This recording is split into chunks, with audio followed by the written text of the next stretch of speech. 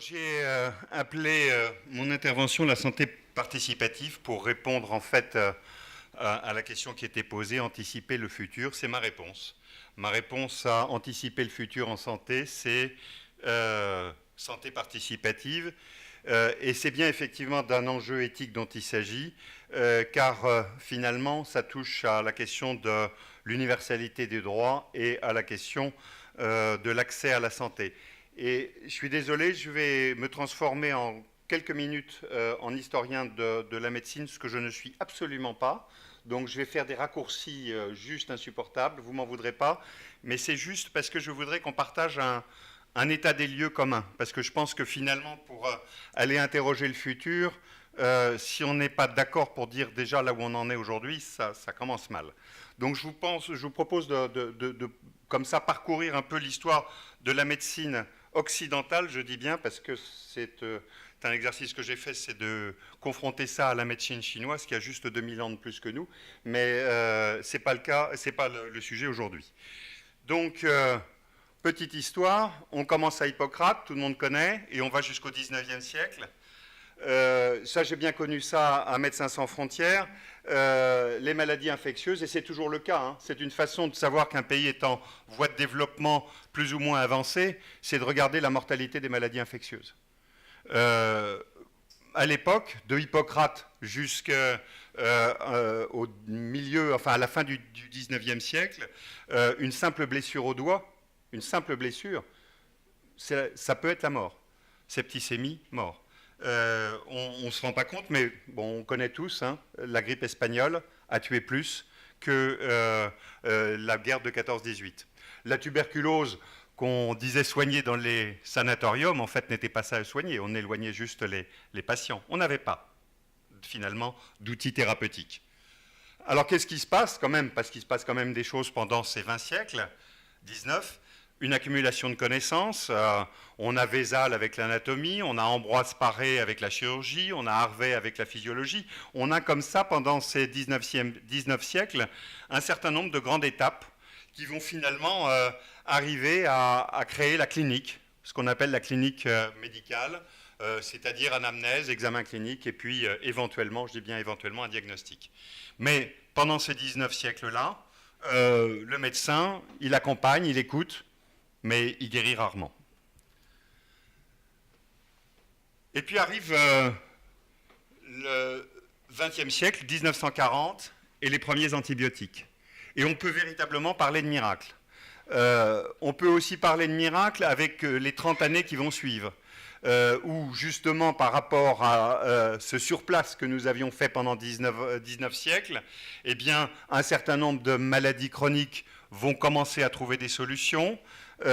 L'imagerie médicale, la biologie vont faire des progrès absolument incroyables entre les images sur lesquelles je travaillais pendant que j'étais à la fac et les images d'aujourd'hui. On ne parle pas de la même chose. On ne parle vraiment plus de la même chose. La biologie moléculaire, donc, et puis sur un point précis, la réduction du risque des pathologies cardiaques. Donc, médecine triomphante, incontestablement, comme le reste d'ailleurs de l'Europe. Et d'ailleurs, voilà juste un petit rappel. Sous Hippocrate, on vit jusqu'à 25 ans en moyenne. Pasteur, on vit 43 ans en moyenne. Ce qui fait donc qu'on a un gain de 20 ans en 20 siècles. Hein, un an par siècle. Et puis, on reprend à Pasteur, 43 ans, espérance de vie. On est aujourd'hui, enfin un petit peu avant, 2011. Juste à noter entre parenthèses que l'espérance de vie qui ne cessait de croître a cessé cette croissance. Mais donc 81 ans en 2011. Et donc on est à 38 ans en un siècle, à comparer à un an par siècle pendant 20 ans. Donc on voit bien qu'effectivement, cette médecine triomphante, on en mesure les résultats. On en mesure les résultats aussi dans la question des dépenses. Je me demande s'il n'y a pas quand même... Non, il n'y a pas... Les dépenses de santé, on est à 4% du PIB en 1960, et ça monte en 2010, 11%, et c'est monté encore récemment. On est aujourd'hui en 2014 à 12,3%. Un petit rappel, en 2010, la santé a coûté 2698 € par habitant, et que je mets juste en relation avec le salaire moyen. Et on voit bien qu'il y a quand même un petit problème d'équation là. On continue ce triomphe, mais une médecine de spécialité, dont on voit tous qu'elle a ses limites. Une médecine technique, on voit là aussi quelles peuvent être ses limites. Une médecine hospitalière, une médecine qui oublie le malade. Ben oui, interroger le malade, c'est bien, mais enfin, c'est très subjectif tout ça. La biologie, l'imagerie, ça, c'est pas subjectif. Donc finalement, c'est beaucoup plus confortable d'interroger la biologie, l'imagerie. Et moyennant quoi on en est aujourd'hui, quand on regarde les dépenses de santé, finalement, et qu'on regarde l'acte médical tel qu'il est pratiqué, on voit bien qu'effectivement, la clinique est oubliée, laissée tomber, parce qu'elle n'est pas assez réassurante, et qu'on va toujours valider, se réassurer par justement de la biologie et ou de l'imagerie. Et puis quand même à rappeler qu'on est dans l'impasse.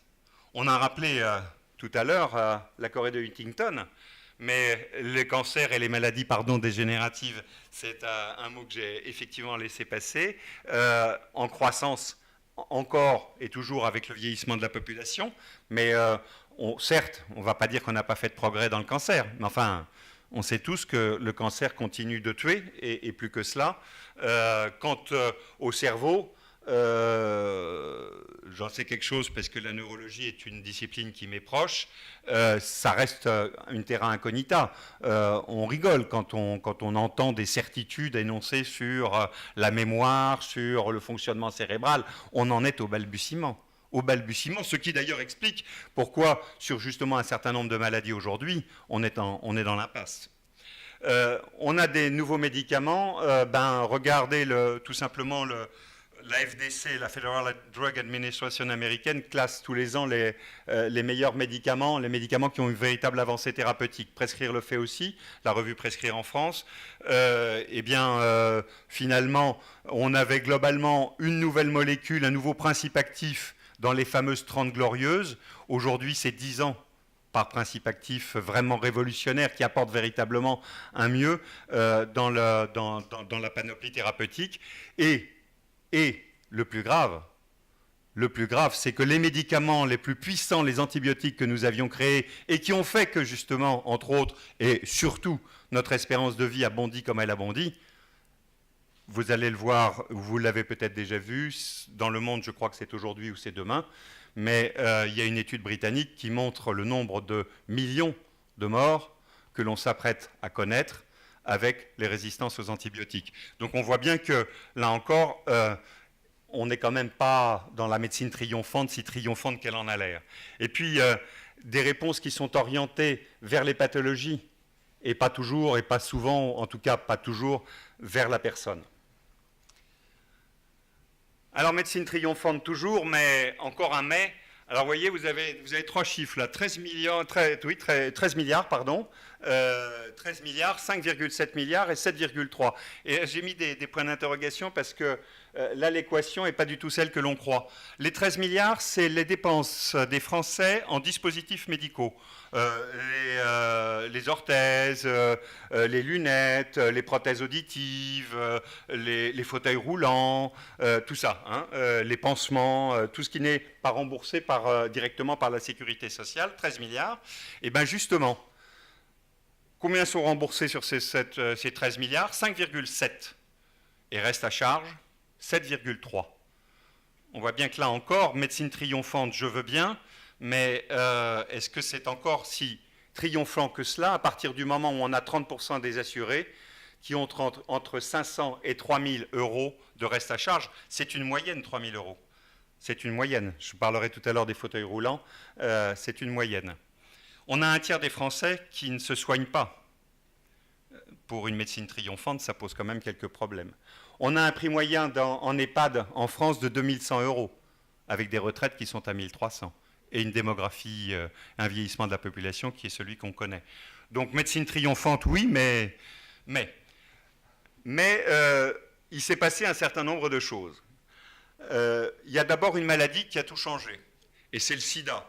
Alors bon, on connaît tous, hein, mais juste pour rappel, c'est encore une fois, c'est à très grands traits comme ça pour qu'on soit d'accord sur l'histoire et sur le constat de la situation d'aujourd'hui. Des malades qui exigent une information médicale partagée. Et on va arriver à la loi de 2002-2004 sur le partage de la décision médicale. Des malades qui négocient. Comment se sont créées les autorisations temporaires, les ATU, c'est justement parce que les malades du sida ont considéré que sur un essai qui était en cours, les résultats étaient tels qu'ils ont dit on arrête les essais, c'est pour tout le monde, on en profite tout de suite. Et les scientifiques ont dit non, non, mais attendez, on n'a pas le recul. Les malades ont dit c'est pas ça, c'est nous, c'est notre santé, c'est notre vie, donc c'est comme ça, et puis vous faites, et ils ont fait. Donc on voit bien qu'effectivement il y a un changement, un bouleversement très profond, et puis c'est aussi une communauté qui s'est structurée, et on l'a vu avec un certain nombre d'autres associations, évidemment dans le domaine de la santé. Et puis encore un autre phénomène qui vient traverser cette médecine, entre guillemets, triomphante, un média, Internet, comme partout, qui dévaste tout, qui change tout, qui modifie tout, en positif, en négatif. Après ça, chacun voit midi à sa porte. Mais en tout état de cause, ce qui est sûr, c'est que c'est devenu, moi qui connais un peu la question de l'information médicale jusqu'à présent, jusqu'à Internet, c'était finalement une information qui était dispensée à un temps donné. Et si je me sentais concerné, il y avait une émission sur le diabète, à France Culture par exemple, ou à la télé, j'étais diabétique, je la regardais. Si j'étais pas diabétique, ou j'étais diabétique et je ne le savais pas, je ne regardais pas. Là, aujourd'hui, on vient de m'apprendre que je suis diabétique, j'ai entendu les propos du Toubib, je rentre à la maison, je peux accéder effectivement, quand je veux, à la thématique que je veux et au niveau de réponse où je le souhaite. Ça n'existait pas avant. C'est juste énorme, c'est tellement énorme que ça fait qu'on était dans une singularité de la relation et qu'on est passé dans une relation à trois, qui n'est pas acceptée par beaucoup de médecins d'ailleurs, hein, refusée. Mais je veux dire, c'est comme pour le reste.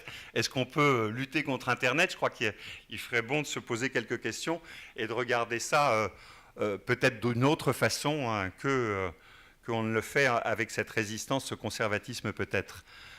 Et puis, toujours en transversal, hein, donc des malades, une maladie, le sida, un média, l'Internet, et puis des crises successives qui viennent taper sur finalement... ce que l'on dit être le meilleur système du monde, mais qui quand même, le sang contaminé, des médecins qui sont en cause pour des questions d'argent, qui sont condamnés, H1N1, un ministère qui devient fou, plus que les poules, le Mediator, une industrie dévoyée, au plus haut plein, au plus haut degré, le Vioxx c'est la même chose, les prothèses PIP c'est la même chose, Mediator, bah tiens il revient, c'est que ça doit être important, les statines, bref, la confiance... Elle est aujourd'hui plus qu'elle était. J'ai confiance en mon médecin, mais je n'ai plus confiance dans la médecine, je n'ai plus confiance dans les médecins, je n'ai plus confiance dans le système, je n'ai plus confiance dans les médicaments. J'ai quelquefois confiance dans mon médicament à moi, et encore, ça va si je le prends depuis longtemps. Toutes les études nous le montrent. Il y a une fêlure très très importante, mais ça, on ne veut pas le regarder. Donc on fait le bilan. Impasse thérapeutique, crise de confiance, inadéquation entre des besoins et des aspirations de la population et puis les réponses qui sont apportées. Un seul exemple, j'ai mis l'épidémiologie, j'aurais pu mettre la désertification médicale. Et puis une remise en cause du principe de solidarité qui va évidemment à terme remettre en cause notre système basé sur la solidarité et évidemment sur l'accès aux droits et à l'universalité des droits. On y va tout droit. Tout droit. Alors ça, c'était, je dirais, la peinture, comme ça, générale, à grands traits. Maintenant, on va rentrer dans la même peinture, mais on va rentrer sur un exemple que je connais bien aussi, qui sont le grand handicap, et on va regarder ce que c'est aujourd'hui la situation. Ben, la situation aujourd'hui, c'est des besoins qui sont vitaux, qui sont innombrables et qui sont universels. Contrairement à ce que d'ailleurs on entend beaucoup. Vitaux, c'est-à-dire que je ne vous parle pas du podomètre qui est dans les godasses quand je parle de e-santé.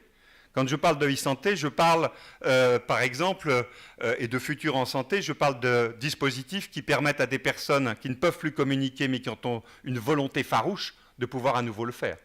Je parle donc de quelque chose qui est vital, vital au sens propre du terme. Il y a des solutions technologiques. Moi, je ne savais pas ça. Mais quand j'ai commencé à travailler avec le ministère des Finances et de l'Industrie, j'ai commencé à me balader en France. Et en fait, je suis tombé au fur et à mesure sur des équipes d'ingénieurs, de chercheurs qui me disaient « Mais arrêtez de nous demander ce qu'on sait faire, on sait tout faire. On sait tout faire. Vous nous dites ce dont vous avez besoin. » Et ils m'en ont apporté la preuve. Et en plus de ça, ils m'ont apporté la preuve que ce n'était pas cher. Donc, on revient à la maison, on se dit « Mais il y a un problème. » En fait, on va y revenir. Et puis, troisième point, quand on écoute les usagers, les malades, ben finalement, c'est bizarre, mais on s'aperçoit qu'ils sont porteurs d'abord de la connaissance de leurs besoins mieux que quiconque, et puis qu'assez souvent, il ne faut pas faire de la démagogie, mais ils sont aussi porteurs de solutions. Et puis on constate que ben justement, il y a un Internet là, qui se balade par là et qui finalement permet cette mise en lien. Alors voilà, en 1914, un téléphone, une voiture. Voilà des fauteuils roulants, toujours en 1914, et vous m'avez évidemment vu venir. Voilà donc nos téléphones, nos voitures, et voilà nos beaux fauteuils roulants, qui ont magistralement changé. C'est une démonstration évidente. Alors, voilà notre fauteuil roulant d'aujourd'hui. Mais quand on écoute justement les usagers, quand on partage, non pas 10 minutes en se mettant le derrière dans le fauteuil en disant « je l'ai essayé », non, non, en y passant des journées, en poussant quelqu'un des journées. Là, on commence à comprendre un certain nombre de choses, on commence à entendre des besoins, on commence à comprendre qu'aussi il y a des solutions. Alors regardez par exemple, et il fait beau aujourd'hui, il fait un temps de cochon depuis des mois, comme tout le monde, la personne handicapée a envie de sortir et aller se balader un peu et éventuellement traîner dans le jardin public du coin. C'est bizarre, mais elle n'est pas la seule. Moyennant quoi, il y a peu d'espace où s'asseoir, peu de bancs, peu de chaises. Alors, la personne handicapée est dans son fauteuil, mais vous êtes assis. Hein, tu m'entends oui, voilà comment ça se passe. Un strapontin, c'est compliqué à mettre? Ça coûte cher? Mais oui, mais pour mettre un strapontin, il faut juste pousser ce fameux fauteuil pendant quelques jours. Or, on ne fait pas ça. Donc la situation aujourd'hui, ce sont des besoins qui ne sont même pas identifiés. Puis je continue. Dans des établissements nommés EHPAD, dans d'autres établissements nommés MAS, on enferme des gens sous le prétexte qu'ils sont désorientés et que les directeurs, directrices d'établissement ont une responsabilité pénale, je dis bien pénale, par rapport à leurs occupants, ce qui est normal. Sauf que un bon nombre d'entre eux, s'ils étaient équipés du petit GPS, ce serait compliqué de les laisser sortir? Je l'ai vécu, un jeune de 18 ans, cassé par un accident de moto, interdit de sortir dans une masse juste à côté de la Villette. On lui a installé un GPS. Il n'y a aucun problème, il sort tous les jours. Mais encore une fois, il faut écouter les solutions des usagers. Et puis quiconque a poussé un fauteuil dans sa vie avec une personne d'un poids normal, d'un fauteuil comme ça qui pèse à peu près 50 kg, d'une personne donc qui pèse encore 50 kg, 100 kg. Quiconque a poussé un fauteuil roulant dans une rue de Paris ou d'ailleurs a constaté une chose qu'on ne perçoit pas quand on est sur les trottoirs, c'est la déclivité des trottoirs. Ce qui est logique là encore, il faut bien que l'eau de pluie ruisselle et s'en aille dans les caniveaux.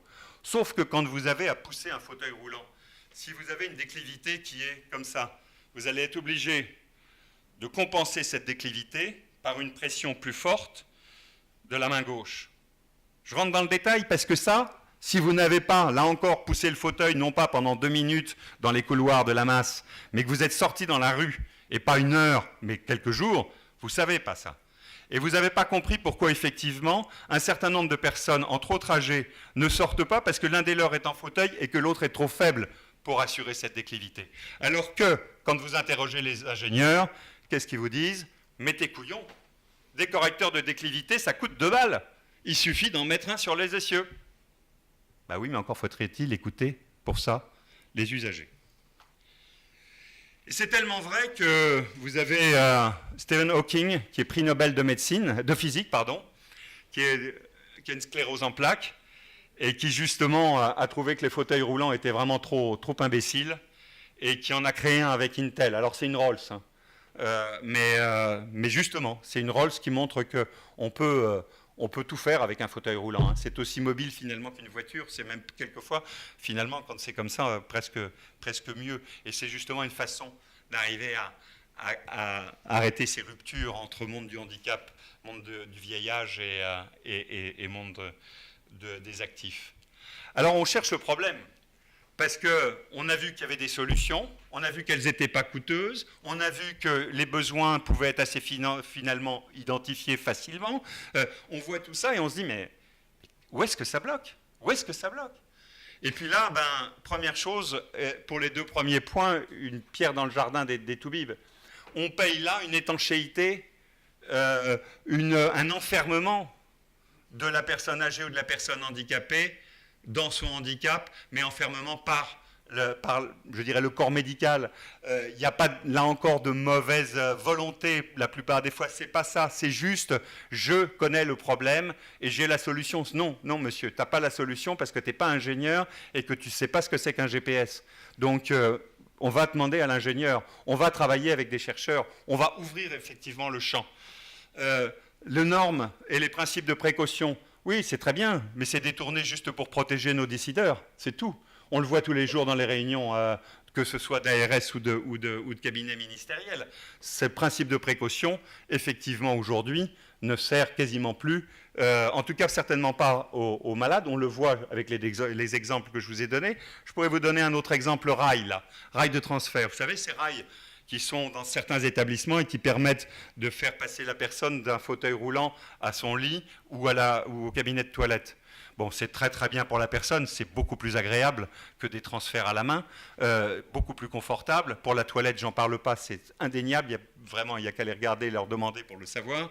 Tout le monde est content, les soignants évidemment ils sont contents, les dorsalgies, donc vraiment ils sont contents.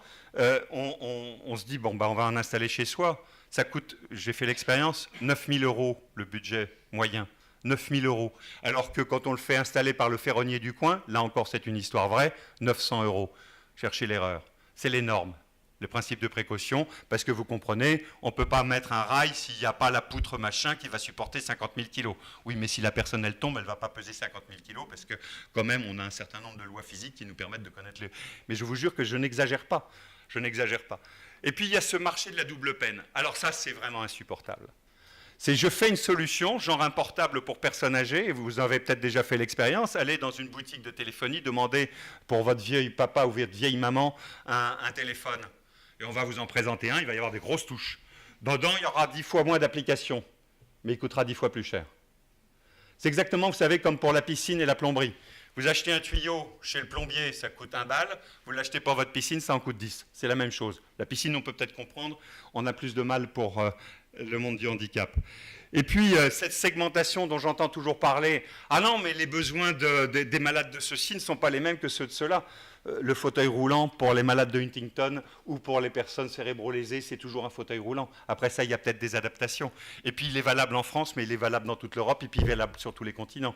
Donc, on ne vienne pas me parler de problèmes d'échelle, de problèmes de marché, de problèmes tout ça. Tout ça, c'est pas vrai. Tout ça, c'est du business. Alors, les perspectives. Déjà, je ne sais pas, ce serait presque intéressant de savoir si je vous ai choqué, si vous adhérez à mon état des lieux, ou si vous le trouvez un peu trop caricatural, un peu trop à la serpe, c'est vrai, hein, mais en même temps, on a envie que ça bouge. Vous voulez dire quelque chose ? Au niveau médical, il n'y a pas de souci, les indications sont là. Au niveau des liens entre les ingénieurs et les médecins de médecine physique, les liens sont là. Le problème, c'est dès lors que vous voulez prescrire un fauteuil roulant électrique ou informatiser à votre malade n'a pas les moyens de se le payer et donc se retourne vers la solidarité sociale qui ne donne pas du tout les mêmes avantages.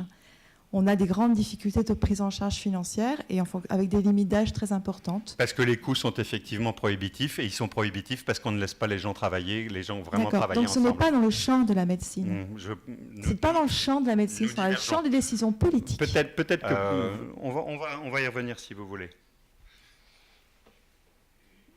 Qu'est-ce qui se passe ? Il y a, si on regarde là encore les choses de façon plus générale, j'ai parlé juste au début, j'ai dit en fait ce qui est en jeu, c'est la question de l'universalité des droits et de l'accès à la médecine, l'accès aux soins. En fait, si on regarde aujourd'hui ce qui se passe et qu'on fait une projection, on est dans un glissement lent vers la privatisation. On le voit avec les nominations des PUPH dans les hôpitaux. On le voit dans un certain nombre de domaines. Vous allez voir les chirurgiens, là cet après-midi dans Le Monde, qui en appellent justement à éviter une réforme parce que justement là encore elle conduit à cette privatisation. Et puis on a des offres qui se préparent, qui sont portées par les leaders du net. On peut parler de Google, de Facebook, d'Apple, mais on va s'arrêter sur Google. Google, on a toujours entendu parler de ce qu'ils faisaient, par exemple, entre autres, des Google Glass, mais on ne connaît pas bien la galaxie de Google et de ce qu'est en train de préparer Google, parce qu'ils ne laissent pas tout voir. Ils montrent ce qu'ils ont envie de montrer. D'abord, ils ont 33 milliards de dollars d'investissement par an dans la santé. 33 milliards. On aimerait en avoir juste 10% dans nos pays. Après ça, si on commence à défiler l'ensemble de ce que c'est qu'un système de santé, ça commence par l'épidémiologie. Avec 100 000 requêtes secondes, Google s'est permis de faire de l'épidémiologie de très haut niveau, puisque ça lui a permis de nous dire que l'ensemble des pathologies mentales étaient saisonnières. Tout simplement parce qu'ils ont constaté que les requêtes augmentaient de façon significativement avec les saisons. D'où la conclusion, si les requêtes sur la dépression et l'ensemble des pathologies mentales augmentent en fonction des saisons autour du globe, CQFD, c'est que les gens y sont plus confrontés, c'est donc que les pathologies mentales sont saisonnières. Quand on écoute les épidémiologistes, a priori, on ne perçoit pas tout à fait ça comme ça. Mais 100 000 requêtes secondes, et donc une attention particulière portée avec des algorithmes particuliers et qui permettent effectivement d'avoir une sorte de thermomètre à la fois de proximité et en même temps global sur les attentes de l'ensemble de la population mondiale en matière de santé. Ensuite, dans l'ensemble de la galaxie, ce qui concerne la relation entre médecins, professionnels de santé, on va dire, et patients. Et là, des encyclopédies anatomiques intelligentes qui existent aux États-Unis mais qui ne sont pas encore adaptées pour l'Europe, des prises de rendez-vous et des facilitateurs de rendez-vous, et puis des tests génétiques, on en a entendu parler pas mal. Mais là, ils sont très prudents, ils en parlent très peu, ils font par participation un peu secrète, et en fait, il a fallu vraiment qu'on travaille ça en intelligence économique pour trouver un certain nombre d'informations. Et en fait, quand on fait le tour aujourd'hui de tout ce qui est dans la galaxie Google, mais encore une fois, j'aurais pu parler de Facebook ou d'autres, on s'aperçoit qu'il manque la pharmacie, enfin c'est ce qu'on se dit quand on étudie le dossier. On se dit, tiens, il manque la pharmacie et l'assurance. Manque de peau. La pharmacie, ils sont déjà dedans, et visiblement, ce n'est pas fini. Et l'assurance, ils sont en train de se poser la question au niveau stratégique de savoir s'ils rachètent ou s'ils créent. Mais c'est effectivement, comme ça, l'ensemble d'un système qui va nous être proposé et qui va arriver. On écoute aujourd'hui à la radio, à la télé, des spots de publicité sur les assurances complémentaires santé. Demain, on va pouvoir avoir effectivement une offre de ces grands groupes et qui sera forcément extrêmement attractive. Et surtout pour ceux qui n'ont pas de risque.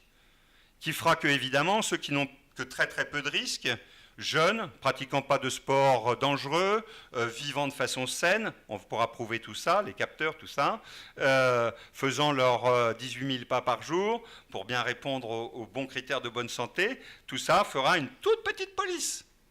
Mais où se passera et comment se passera la solidarité et le système intergénérationnel que nous avons, à partir du moment où effectivement ces contrats-là auront été souscrits. Et puis on est sur une troisième alternative à laquelle je crois, enfin une dernière, qui est un système public qui serait toujours fondé sur c'est justement cette solidarité intergénérationnelle, mais qui proposerait un système de participation à l'ensemble des citoyens avec des niveaux différents. Et on va y venir, mais ça ne veut plus bouger. Voilà. Alors, la participation, on revient, savoir des usagers. Usagers, ce n'est pas seulement les malades.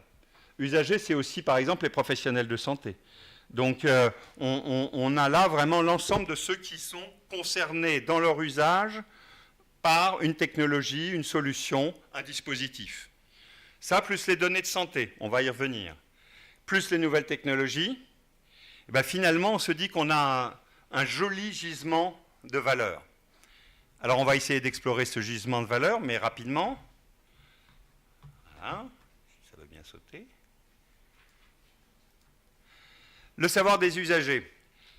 On voit bien que quand on regarde comment se passe une consultation, là je parle pour une consultation avec des enjeux importants, l'annonce d'une maladie grave, d'un diagnostic difficile, on voit bien que quoi qu'on fasse, on n'arrive pas de toute façon à ce que la personne entende tout ce qu'elle a à entendre. C'est de toute façon trop important en volume, en termes de niveau d'information, il y a trop de choses. Donc un certain nombre de personnes vont entrer chez elles et vont effectivement commencer à chercher des informations. Et donc on a les forums, on a des outils de suivi, on a un certain nombre de choses.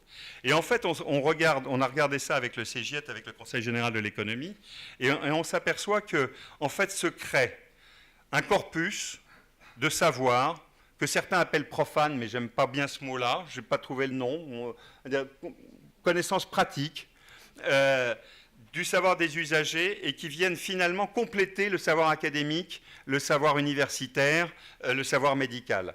Et c'est pas, il y en a un plus important que l'autre. Évidemment que l'information médicale est tout à fait, la connaissance académique médicale est évidemment indispensable. Mais ce que je veux dire, c'est que dans l'ensemble de la gestion du soin, de la maladie à laquelle nous sommes confrontés, pour le moment, l'information est parcellaire. Or, se crée, se génère au fil de l'eau.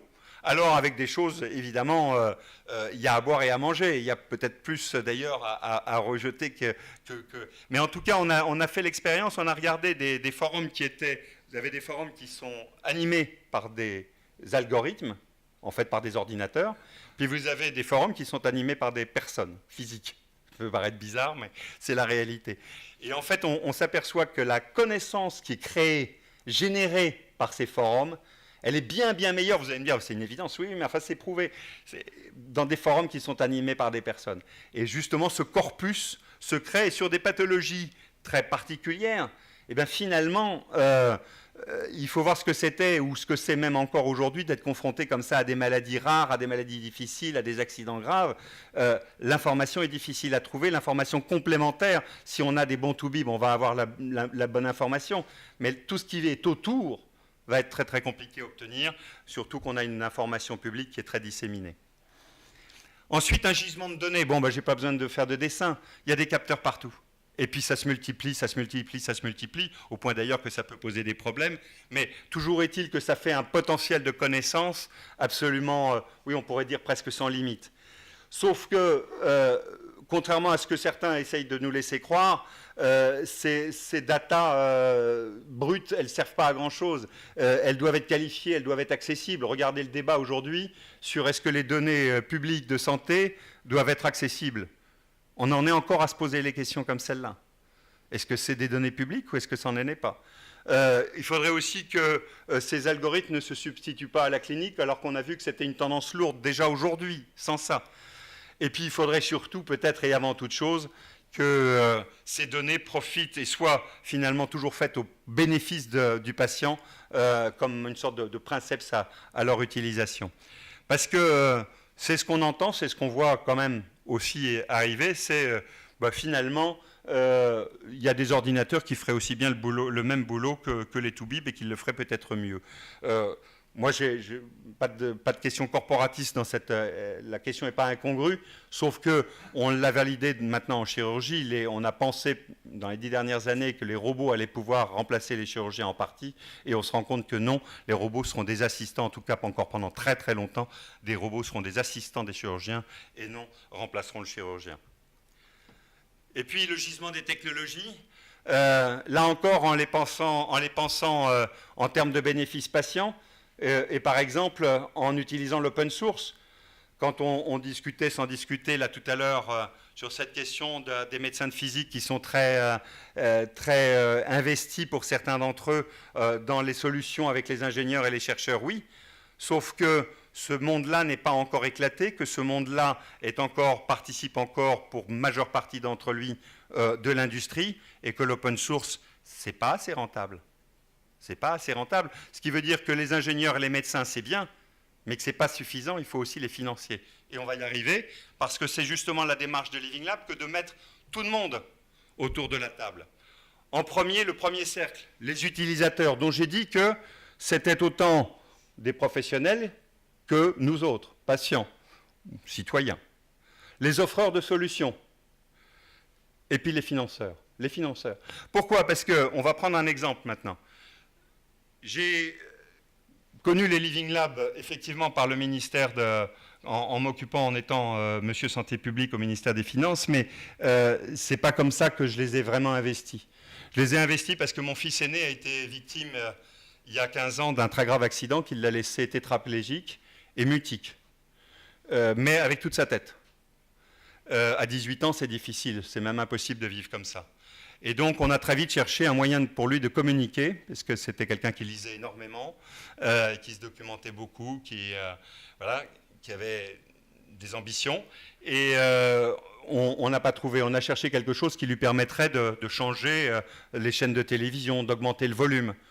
On n'a pas trouvé. Enfin, on a trouvé des choses. On en a essayé certaines, on en a acheté une. Ça nous a coûté 6 000 €, avec un reste à charge de 1 237 €. Il est parti au placard. Puis quand j'ai essayé de comprendre ce qui se passait, je me suis aperçu qu'il y en avait beaucoup qui étaient au placard. Parce qu'en fait, ces outils-là ne sont pas le plus souvent adaptés aux personnes. Et que, effectivement, leur prix aussi est prohibitif. Donc, il y a qu'il y a pour créer un dispositif de communication, d'aide à la communication. Eh bien, il y a des utilisateurs. Il y a donc, là, en l'occurrence, des personnes qui en ont besoin, qui ont ressenti le besoin, qui sont même peut-être à l'amorce de cette démarche de Living Lab, qui ont dit, voilà, moi j'ai un besoin, j'ai en plus peut-être des solutions. Encore une fois, ça peut être des professionnels de santé aussi, qui sont confrontés à un besoin, et puis qui disent, voilà, moi j'ai ça, j'aurais un besoin d'un bistouri, de ce que vous voulez, qui soit mieux adapté. À côté de ça, on va mettre des offreurs, ceux qui ont des solutions, des parties de solutions quelquefois, des morceaux de solutions. Mais on va mettre des offreurs, ceux qui, si c'est un dispositif technologique, on va mettre évidemment plutôt de la technologie, mais si c'est un service, on va peut-être mettre plutôt justement des sociétés de services, des chercheurs, on va mettre des sciences humaines, puis on va mettre les financeurs. Ben oui, parce que si on n'a pas les financeurs, on ne va pas bien pouvoir construire ensemble. Parce qu'on va peut-être faire quelque chose de formidable là-haut. Sauf que quand on va arriver sur le marché, le financeur il va dire « ça ne va pas, ça c'est trop cher ». Le dernier dispositif d'aide à la création, d'aide à la communication et de contrôle d'environnement qui vient de sortir d'une société française, il coûte 11 000 €. 11 000 €. C'est accessible, ça? Le dispositif que nous avons fait avec mon fils coûtera moins de 300 €. Il fait la même chose. Pourquoi? Parce que c'est de l'open source. Et c'est pour ça, madame, qu'effectivement, je suis d'accord avec vous, nous pouvons trouver des solutions, nous pouvons aider, nous sommes participants des solutions, mais nous ne pouvons pas être tous les seuls à trouver ces solutions et qu'il nous faut bien, effectivement, avoir toutes les familles réunies pour pouvoir trouver la solution ensemble. Parce que c'est en écoutant les contraintes des autres que finalement, je vais les faire miennes ou au contraire, je vais les rejeter. Mais en tout cas, elles vont donner débat. Elles vont faire débat. Je vais dire, oui, non, mais attendez, là, votre truc, c'est formidable. Je vais être financeur, là, 2 secondes. C'est formidable, votre truc, mais 12 000 €, vous y pensez pas? Qu'est-ce que... C'est pas possible. 12 000 € multiplié par le nombre de personnes quadraplégiques en France, tétraplégiques, personnes vieillissantes, enfin, etc. C'est pas sérieux. Et là, c'est ça qu'on dit à la financeur. Réfléchir. Puis éventuellement, ils vont faire venir autour des compétences qui leur manquent, des financiers peut-être, des gens qui sont spécialistes du modèle économique de l'open source, qui vont dire, non, non, mais attendez, bien sûr que ça coûte ce prix-là, parce que là, vous payez les brevets. Mais si vous ne payez plus les brevets, c'est plus du tout la même règle. Ah bon? Alors, j'accepte les contraintes du financeur, finalement. J'accepte que le financeur me dise 12 000 euros, c'est trop cher.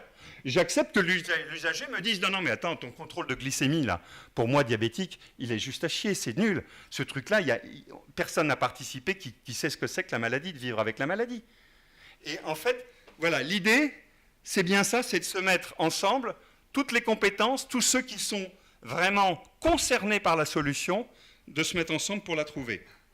Alors, les utilisateurs, première chose, alors on peut faire tout le cycle, on peut partir de, comme on a fait pour mon fils, un dispositif d'aide à la communication. Il y en a qui existent, mais on est parti de rien.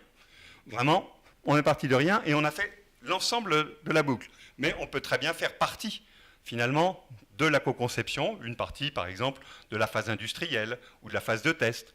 Donc, soit l'ensemble du cycle de la création, soit une partie de ce cycle. Mais normalement, évidemment, ce qui est le plus avantageux, c'est de partir dès le début du processus. Donc, on réunit les personnes, on part d'un besoin, on vérifie évidemment que ce besoin est partagé. Je veux dire, si le dispositif d'aide à la communication et de contrôle d'environnement pour mon fils n'avait été fait que pour mon fils, il n'y avait évidemment aucun intérêt. Si on a trouvé un laboratoire pour venir avec nous jouer cette partie-là, c'est parce qu'effectivement, il y a quand même des milliers de personnes qui sont concernées par cette question-là. Donc d'abord, on vérifie que cette demande, ce besoin est partagé, et puis on se met au travail. Ensuite, il y a les offreurs, ce que je vous disais, ceux qui effectivement ont une capacité à apporter un morceau de solution. Un exemple, les fauteuils roulants aujourd'hui, impossible d'aller sur des terrains meubles, impossible d'aller sur du sable, impossible de ceci. En fait, finalement, on ne peut se déplacer que sur terrain plat et fixe. Alors on vous dira, oui, mais on a inventé des systèmes formidables, pour aller sur la plage, il y a des trucs. Quand on y va, on est tellement stigmatisé par l'image que ça donne, c'est un énorme machin, c'est juste, alors que c'est franchement pas très très compliqué de faire rouler un fauteuil roulant sur une plage. C'est vraiment pas compliqué, mais encore faut-il là encore qu'il y en ait la volonté. Et puis les financeurs, je vous en ai parlé. J'ai bientôt fini. À quoi ça sert? Eh bien, en premier, associer ceux qui sont concernés, tous ceux qui sont concernés par les problèmes. Quand aujourd'hui les dispositifs d'aide à la communication sont dans une moyenne de prix entre, on va dire, ça baisse un peu, 3 000 et 6 000 euros. Je parlais de 11 000 tout à l'heure, c'est vraiment celui qui coûte le plus cher de Proteor, mais c'est en moyenne de ce prix-là. On voit bien qu'effectivement, il y a cette question du prix. On va dégager les intérêts de chacun, voir que justement, par exemple, la question du prix est importante. Finalement, quelle est la valeur qu'on veut créer ensemble? C'est ça la question qu'on se pose. Quelle est la valeur qu'on veut créer ensemble? Ou les valeurs? Ensuite, on va construire. C'est-à-dire que on va se réunir, tous ceux qui sont intéressés, et puis on va commencer à dire, on veut faire un fauteuil roulant. Bon, alors on va commencer à dire, oui, mais alors le fauteuil roulant, tiens, il ne va pas sur les plages, et puis ceci, puis il n'y a pas de GPS, bon, ok, d'accord. Et puis on va commencer à fabriquer un prototype. Et là, on va commencer une boucle entre la solution qui est projetée, les essais, la solution qui est améliorée, les essais, la solution qui est encore améliorée, les essais. Et donc cette boucle itérative va permettre d'arriver à une validation qui va permettre de dire, là, ça y est, on est arrivé à quelque chose qui est peut-être pas parfait, qui répond peut-être pas à tous les besoins, mais qui correspond à ce qu'on s'était fixé au démarrage, à notre valeur commune, à la création de cette valeur commune.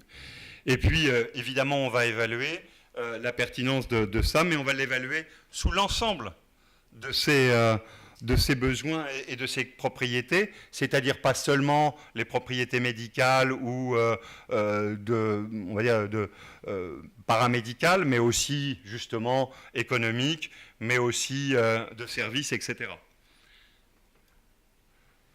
Alors quel résultat? Je dirais que c'est un peu des évidences, et c'est pour ça que souvent quand on parle des Living Labs, on se dit mais enfin ça n'existait pas avant ce truc-là, parce que ça paraît assez évident quand même. Oui, ça paraît évident parce que pour les usagers, les résultats bah, c'est qu'évidemment, les solutions sont bien mieux appropriées. Vous avez l'Association française du diabète aujourd'hui qui a créé des diabétiques, qui a créé un Living Lab, justement pour ne plus avoir affaire à des dispositifs qu'on leur apportait en leur disant là, on voudrait votre tampon, mais qui étaient juste totalement en mésusage, enfin qui ne rentraient pas dans les usages des personnes. Donc pour les usagers, ben, il y a une réponse qui est apportée et qui est évidemment plus proche de leurs besoins. Et puis il y a une meilleure appropriation, et pour cause, puisqu'ils ont participé à la conception. Pour les offreurs, ceux qui ont participé et qui ont apporté un morceau de solution, bah d'abord, il y a une réduction de la durée, pour la plupart, pas tous, mais il y a une réduction de la durée de conception. Parce qu'au début, on prend plus de temps, mais après ça, ça va beaucoup plus vite. Parce que comme on est tous ensemble, bah évidemment, il y a un gain de temps. Et donc, évidemment, ça coûte moins cher à fabriquer. Et donc, corrélation, une meilleure pénétration du marché. Et bien pour les financeurs, que ce soit les régimes obligatoires ou les régimes complémentaires, ben c'est une réduction des prix. Entre un dispositif d'aide à la communication qui coûte moyenne 4 000, 5 000 euros, voire 11 000, et puis un dispositif qui coûte 300 euros, 400 euros, je vous laisse penser ce que peuvent penser, là en l'occurrence, les assurances maladie. Et voilà, entre un dispositif qui a été construit par un cabinet d'ingénieurs et un dispositif qui a été élaboré par les malades et les ingénieurs, etc. Devinez celui qui sera choisi. Je n'ai pas besoin de faire de dessin. Et donc, juste pour finir, on a créé un forum des Living Labs en santé. Je ne suis pas le précurseur des Living Labs de santé en France. C'est gentil d'avoir dit ça tout à l'heure, mais en fait, il n'y a pas de précurseur. On est un certain nombre à avoir vu ça apparaître. C'est apparu dans la téléphonie et l'automobile au début dans les pays scandinaves. Et s'être dit, oui, là, il y a vraiment quelque chose de très intéressant pour la santé. Moi, j'ai coutume de dire que c'est l'outil qui va nous permettre de passer du discours de la loi de 2002 à celui, effectivement, d'une appropriation de cette loi et de la mise en usage de cette loi. Et ce forum, il est ouvert à tous et à toutes, personnes physiques, personnes morales. Donc, si vous y êtes intéressés, vous avez l'adresse du forum. Et puis, voilà. Je laisse la place.